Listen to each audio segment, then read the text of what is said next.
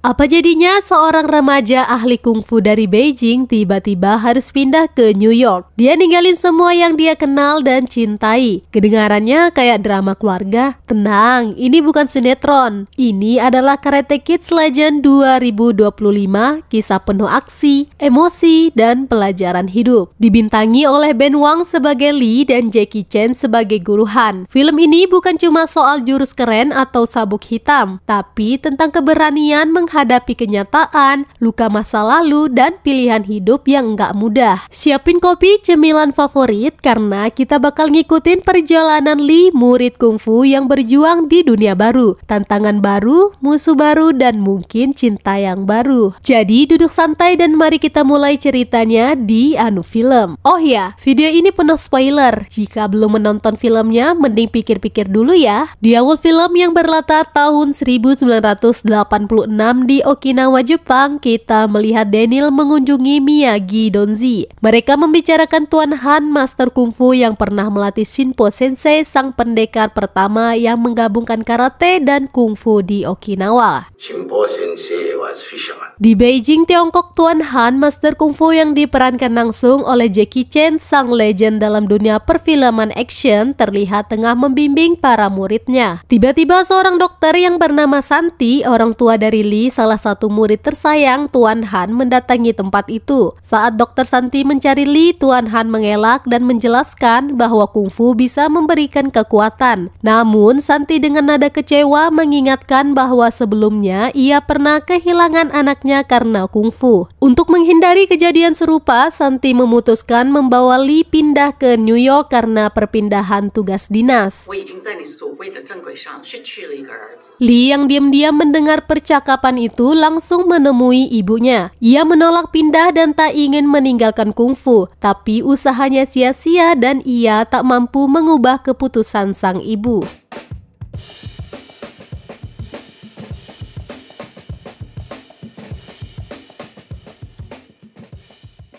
Sesampainya di New York, Lee mencoba memesan pizza di sebuah warung kecil. Namun karena keterbatasan bahasa Inggrisnya, ia malah ditertawakan oleh pemilik warung, sebut saja Pak Jo. Untungnya putri Pak Jo yang cantik bernama Mia segera turun tangan dan melayani Lee dengan ramah. Welcome to New York, Lee Feng. Keesokan harinya, Lee memulai hari pertama di sekolah barunya. Ia tampak kebingungan, masih berusaha menyesuaikan diri dengan lingkungan yang masih asing baginya. Dalam perjalanan pulang, Lee tak sengaja bertemu dengan Mia. Sejak saat itulah pertemanan mereka dimulai. Made that many new friends today, huh, Lee?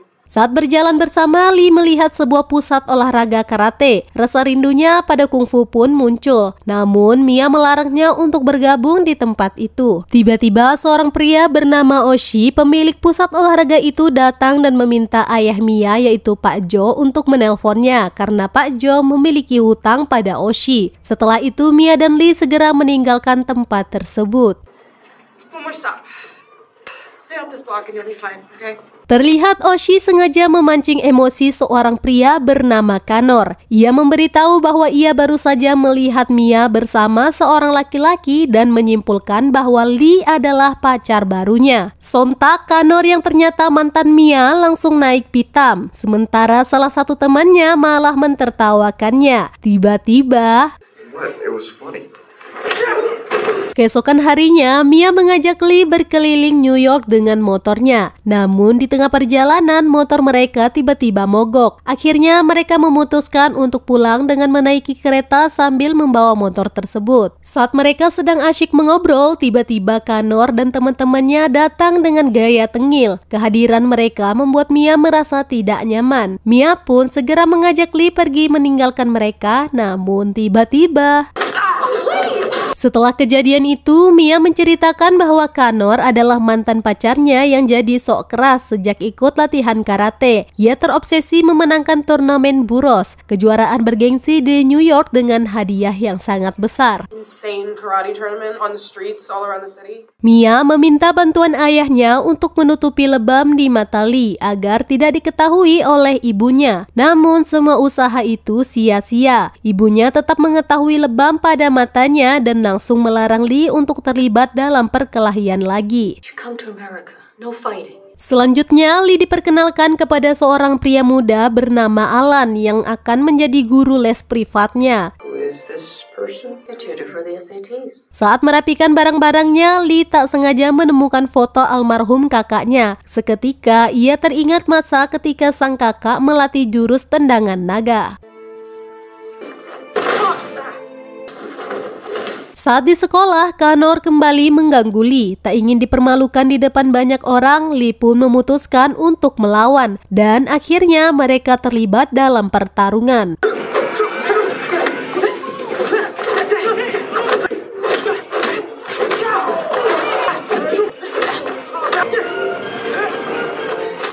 Aksi mereka berhasil dilerai, namun Connor menantang Lee untuk bertarung dengannya di turnamen buros. Saat Lee sedang memperbaiki motor milik Mia, ia kedatangan tamu tak diundang. Untungnya Pak Joe segera mencoba mengusir mereka, namun tiba-tiba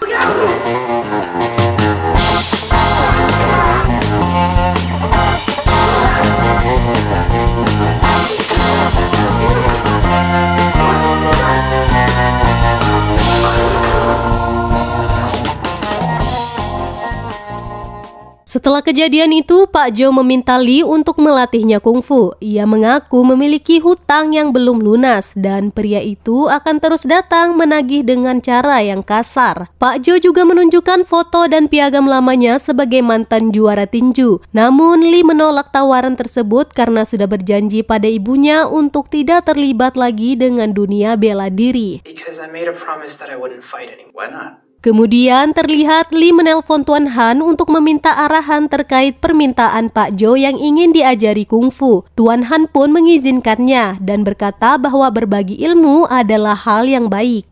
利己的事情都是好事啊。 Tanpa banyak pikir, Lee pun mengajarkan kungfu pada Pak Joe di warung kecil itu. Meskipun awalnya Mia melarang karena khawatir akan keselamatan ayahnya, akhirnya ia pun menyetujui keputusan sang ayah. Lee dan Pak Joe akhirnya memulai latihan keras dengan penuh semangat. Mereka sangat optimis bisa memenangkan pertandingan tersebut.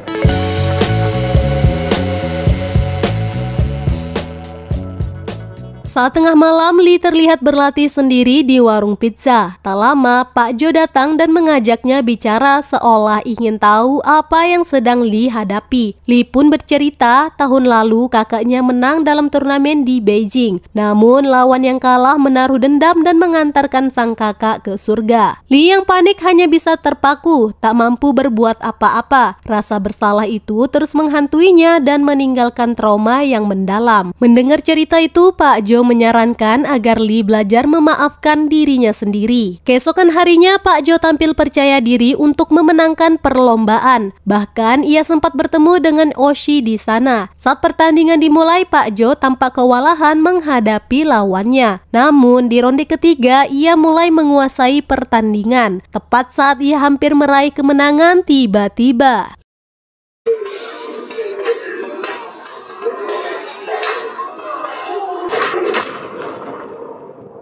Lee yang masih diliputi trauma hanya bisa terdiam dan merasa bersalah. Hidupnya tampak benar-benar kacau.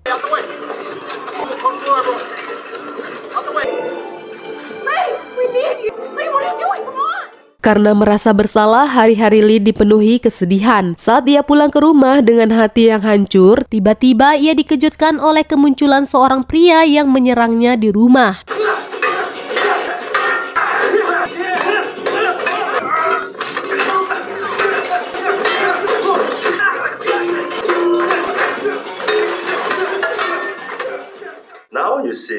Tuan Han mengajak Lee menjenguk Pak Joe dan Mia di rumah sakit. Namun Mia yang masih kesal langsung pergi meninggalkannya. Lee merasa bersalah dan meminta maaf atas kejadian yang menimpa Pak Joe. Tapi Pak Joe menanggapinya dengan santai karena tahu Lee masih dihantui trauma. It's not your fault. That's not your responsibility. Tuan Han yang tak tinggal diam mengajak Lee ikut turnamen buros. Lee sempat terkejut mendengarnya. Tuan Han mengunjungi kediaman Miyagi Donzi di Jepang. Di sana ia bertemu dengan Daniel yang kini telah dewasa. Tuan Han memintanya membantu mengajarkan karate kepada Lee di New York. Tapi Daniel menolak karena tak bisa pergi jauh. Meski begitu, Tuan Han tetap memaksa dengan cara yang lucu dan menggemaskan. I hear you clear and loud. I see you in the Big Apple. Alan yang mengetahui Lee akan ikut turnamen sangat mendukungnya. Bahkan atap rumahnya yang cukup luas dijadikan tempat latihan Lee. Dan tibalah saatnya bagi Lee untuk berlatih keras demi memenangkan turnamen.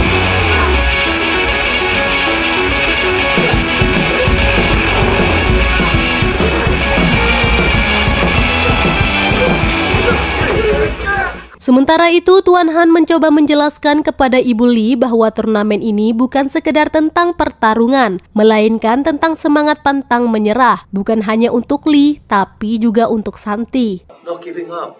Not just for Shaolin. Saat sedang berlatih, Lee kedatangan guru baru dari Jepang. Ya, Sensei LaRusso atau yang dikenal sebagai Daniel. Mulai saat itu, Daniel akan mengajarkan karate pada Lee. Sementara itu, Kanor berlatih dengan keras tanpa ampun. Namun pelatihnya yaitu Oshi tidak ingin Kanor sekedar mengumpulkan poin. Ia menginginkan lawan dilumpuhkan sampai meninggoy. Pelatih yang satu ini benar-benar tampak seperti psikopat. We don't fight for points, we fight to kill. Saat sedang bersantai, Tuan Han melihat Lee yang tampak galau karena Mia tak pernah membalas pesannya. Tuan Han pun menyarankan jika dia pantas diperjuangkan, maka perjuangkanlah. Sementara itu, Mia yang sedang COD pizza tidak tahu bahwa pemesanannya adalah Lee. Suasana pertemuan itu terasa romantis membuat Mia mulai memaafkan Lee. Hari yang dinantikan pun tiba. Turnamen buros resmi dimulai. Babak pertama dibuka dengan pertandingan antara Lee dan Stephen. Dengan mudah, Lee mengalahkan Stephen dan melaju ke babak selanjutnya.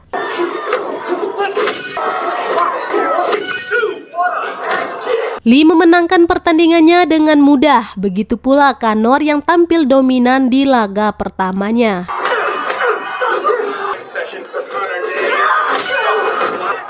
Saat Lee berhasil mengalahkan lawannya, murid-murid dari Oshi berusaha menyerangnya. Namun, tiba-tiba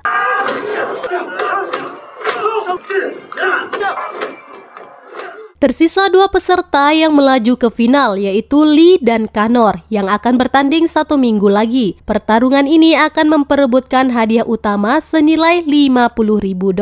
Saat sesi latihan, Daniel mengatakan bahwa Kanor ibarat seekor harimau ganas dan tak mudah dikalahkan. Namun, ada satu cara, yaitu Lee harus menyiapkan teknik jebakan untuk mengatasinya. Namun, bukannya langsung melatih strategi menjebak Kanor, Tuan Han dan Daniel justru asyik beradu jurus dan menjadikan Lee sebagai bahan percobaan mereka. Suatu hari, Daniel melihat Lee sedang berlatih tendangan naganya. Lee langsung bercerita bahwa dulu ia pernah mencoba jurus itu, tapi Kanor berhasil membalasnya. Mendengar hal itu, Daniel mendapat ide yaitu menjadikan tendangan naga sebagai jebakan. Mereka pun mulai berlatih di AutoGate. Malam itu, Daniel menunjukkan sabuk milik Miyagi yang memiliki simbol pohon. Ia menjelaskan bahwa simbol itu melambangkan sejarah dua keluarga, dua cabang dari satu pohon. Daniel lalu menyerahkan sabuk tersebut pada Lee. Sure. Turnamen yang dinantikan pun dimulai. Ibu Lee datang untuk memberikan semangat, begitu juga dengan Alan, Mia, dan Pak Jo yang hadir mendukung penuh agar Lee bisa memenangkan perlombaan. Dan pertandingan pun dimulai.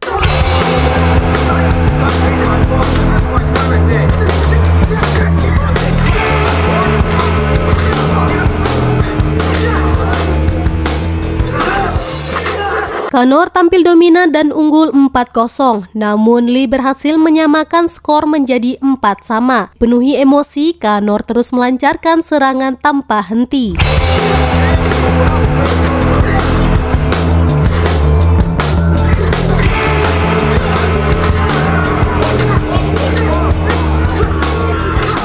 Saat Lee menerima tendangan tepat di kepala, ia terjatuh dan seketika teringat masa traumanya. Sementara wasit mulai menghitung. Pada hitungan ke-9, Lee bangkit dengan sigap dan melanjutkan pertandingan. Skor kini imbang 7-sama. Tinggal 1 poin lagi untuk menang. Di momen krusial itu, Lee mulai menjalankan jebakannya dengan tendangan naga. Dan tiba-tiba...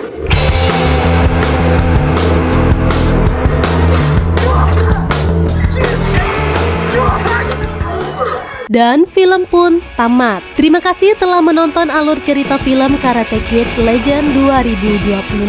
Jangan lupa like, komen, dan subscribe agar kamu nggak ketinggalan alur cerita film menarik lainnya. Sampai jumpa di video berikutnya hanya di Anu Film. Bye-bye.